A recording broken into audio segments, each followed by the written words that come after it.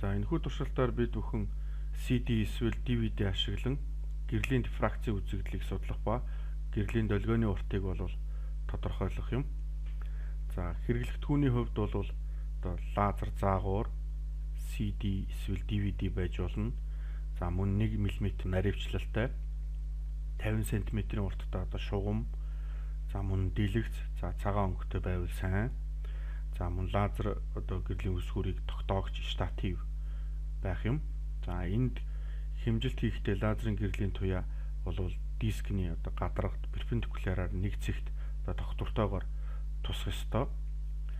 За мөн CD болон DVD дээрх одоо зурвсууд маань бол тойргийн төвөөс гадагшлах тусам бол үндсэндээ ойролцоогоор бол параллел одоо байрлалтай зурвсууд бол бий болно.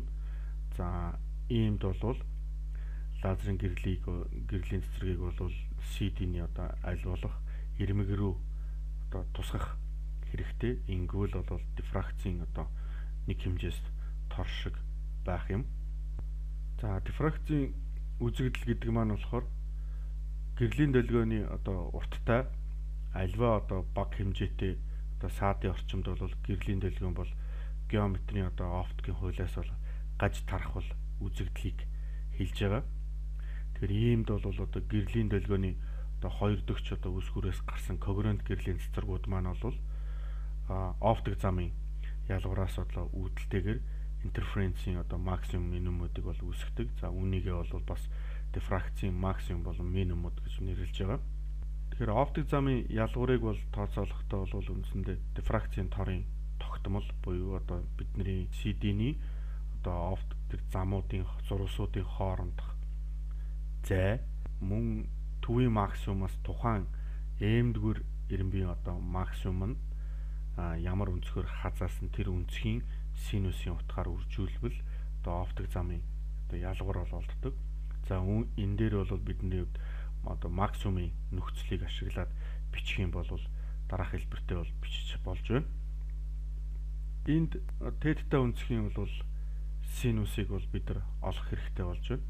За тэгвэл тетта өнцгийн танксыг бичвэл L одоо зай буюу тусгалын цэгээс дэлгэц хүртэлх зайг дэлгэцийн доод хэсгээс одоо тухайн эм дугаар ирэмбийн одоо максимум хүртэлх зайд бол харьцуулсан харьцаатай бол энэ өнцгийн танкс бол тэнцэх юм. За тэгвэл эндээс бид нар энэ өнцгийн танксыг бол синус руу одоо хуургаж хичүүл юм болно. За синус теттагийн утгыг олох юм бол дараах хэлбэртэй бол гарна. За энд бол бидний хэмжилтийн утгуудыг бол орлуулж өгснөөр бол синус теттагийн утгыг бол олох бол боломжтой болж байгаамаа. За улмаар тетта өнцгийн синусын утгыг өмнөх оптик замын ялгуур дээр бид нэр орлуулж өгвөл дараах хэлбэртэй байдлаар долгионы уртыг тодорхойлж болно.